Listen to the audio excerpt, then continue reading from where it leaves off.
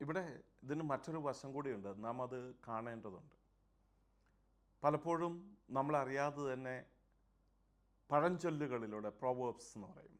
അതിലൂടെ ഈ ശൈശവ മനസ്സിലുകളിലേക്ക് ചില ആപ്തവാക്യങ്ങളായിട്ട് സ്ലോഗൻസ് ആയിട്ട് പലതും കടന്നു വന്നിട്ടുണ്ട്. അത് പിൻകാലത്ത് അത് അവരുടെ മനസ്സിനെ ഭരിക്കുന്നതാണ്. അപ്പോൾ അത്തരം അപകടങ്ങൾ അവരുടെ ഉള്ളത് കൊണ്ട് തന്നെ അവർ ചിന്തിക്കുന്നതും ആലോചിക്കുന്നതിനും എല്ലാം കടിഞ്ഞാണിടുന്നത്, നിയന്ത്രണം വരുന്ന ഇത്തരത്തിലുള്ള പഴഞ്ചൊല്ലുകൾ അവരുടെ മനസ്സിൽ പതിഞ്ഞിട്ടുണ്ട് എങ്കിൽ അവയൊക്കെ തന്നെയാണ്. ഇപ്പം ഉദാഹരണത്തിന് പറയുകയാണ് എങ്കിൽ ഈ പുകഞ്ഞ കൊള്ളി പുറത്ത്, നമ്മളെല്ലാം ധാരാളം പ്രാവശ്യം കേട്ടിട്ടുള്ള ഒരു പഴഞ്ചൊല്ലാണ്. സത്യത്തിൽ അങ്ങനെ എല്ലാവരും ഈ പുകഞ്ഞ കൊള്ളിയെ എടുത്ത് എപ്പോഴും പുറത്തേക്ക് കളഞ്ഞാൽ അത് പുകയുണ്ടാക്കുന്നതുകൊണ്ടാണല്ലോ ഈ വീടിനുള്ളിൽ പുകയുണ്ടാക്കുന്നു. അപ്പം ആ പുകയുന്ന ആ കൊള്ളി എടുത്ത് കളഞ്ഞു കഴിഞ്ഞാൽ ആ പുക അവിടെ അതോടുകൂടി തീരും. അതാണ് അതിലൂടെ അർത്ഥമാക്കുന്നത്. എന്നാൽ നാം മനസ്സിലാക്കേണ്ടത് ഇതിന് മറ്റൊരു വ്യാഖ്യാനം കൂടി ഇല്ലേ? ആ പുകഞ്ഞ കൊള്ളി മാത്രമേ ആ വീട്ടിലുള്ളെങ്കിൽ, അല്ലെങ്കിൽ ആ അടുപ്പിലുള്ളത് എങ്കിൽ ആ പുകയിൽ നിന്ന് തീ ഉണ്ടാക്കാമല്ലോ. അപ്പം ആ പുകയിൽ നിന്ന് തീ ഉണ്ടാക്കണമെങ്കിൽ നാം എന്ത് ചെയ്യണം? ആ പുകയുന്ന കൊള്ളിനെ വളരെ ശാന്തമായിട്ട് ഊതി ഊതി ഊതി കൊടുത്തു കഴിഞ്ഞാൽ അതിൻ്റെ ഉള്ളിൽ മറിഞ്ഞിരിക്കുന്ന തീയുണ്ട്, തീപ്പൊരിയായിരിക്കും അത്. അപ്പോൾ ആ തീപ്പൊരിയിലേക്ക് നാം എന്ത് ചെയ്യണം? അതിനെ കണ്ടെത്തി കഴിയുമ്പോൾ ആ വളരെ ചെറിയ രീതിയിലുള്ള കുഞ്ഞു കുഞ്ഞ് വിറകിൻ്റെ കഷ്ണങ്ങൾ, വളരെ കനം കുറഞ്ഞ വിറകിൻ്റെ കഷ്ണങ്ങൾ, അല്ലെങ്കിൽ ചകിരി, അതേപോലെ കടലാസിൻ്റെ കഷ്ണങ്ങളെല്ലാം ഈ പുകയുന്ന കൊള്ളിയുടെ മുകളിൽ വെച്ചുകൊണ്ട് സാവധാനം ഊതി ഊതി ഊതി കൊടുക്കുമ്പോൾ അത് വലിയ തീജ്വാലയായിട്ട് മാറുന്നതായിട്ട് നമുക്ക് കാണുവാനായിട്ട് സാധിക്കും. ഇപ്പോൾ പലപ്പോഴും ഇത് നമ്മൾ സ്കൂളിലാണെങ്കിലും ഒന്ന് നോക്കുക. സ്കൂളിലെ ഏറ്റവും വലിയ ദുരന്തം എന്താണ്? പുകഞ്ഞ കൊള്ളി വരാന്തയിലാണ്. എന്തെങ്കിലും പ്രശ്നങ്ങൾ ഉണ്ടായിക്കഴിഞ്ഞ് കഴിഞ്ഞാൽ അധ്യാപകർ സാധാരണഗതിയിൽ എന്താ ചെയ്യുന്നത്? ആ കുട്ടിയെ പിടിച്ച് പുറത്ത് നിർത്തും, വരാന്തയിൽ നിർത്തും. ഈ കുട്ടി വരാന്തയിൽ നിന്ന് കഴിയുമ്പോൾ ആ കുട്ടി കേൾക്കുന്ന മാനസികമായിട്ടുള്ള ക്ഷതം അത് എത്രമാത്രമുണ്ട് എന്ന് ഒരിക്കലും ആരും ചിന്തിക്കാറില്ല.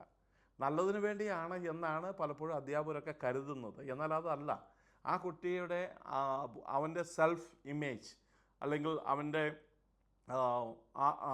അവൻ്റെ ശക്തമായിട്ടുള്ള സെൽഫ് ഇമേജിനെ അത് വളരെ ഗൗരവമായിട്ട് അത് കാണുന്നുണ്ട്.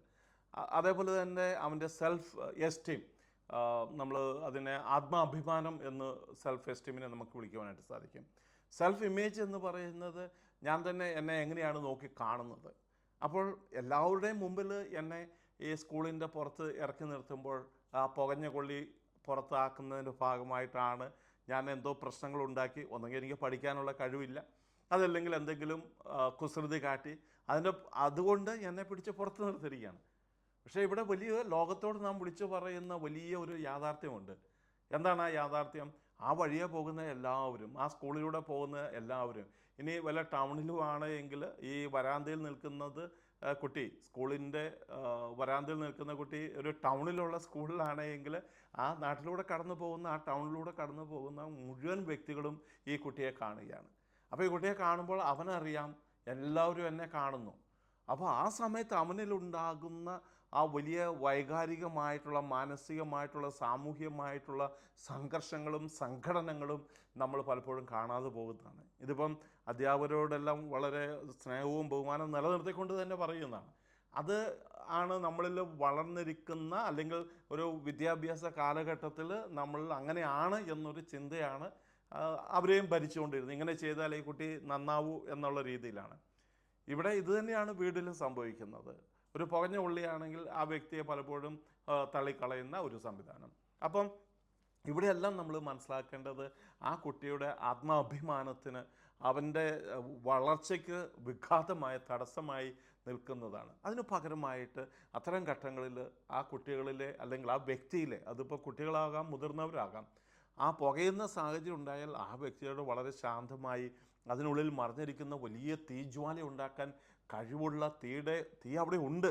അപ്പോൾ ആ തീയെ നമുക്ക് ശാന്തമായി ഊതിക്കൊടുക്കുവാനായിട്ട്, അവനെ ശക്തി പകർന്നു കൊടുക്കുവാനായിട്ട് സാധിക്കുകയാണെങ്കിൽ അതാണ് ഈ കാലഘട്ടത്തിൽ നമ്മൾ ഈ ലോകത്തിന് ചെയ്യാൻ പറ്റാവുന്ന ഏറ്റവും വലിയ സംഭവം.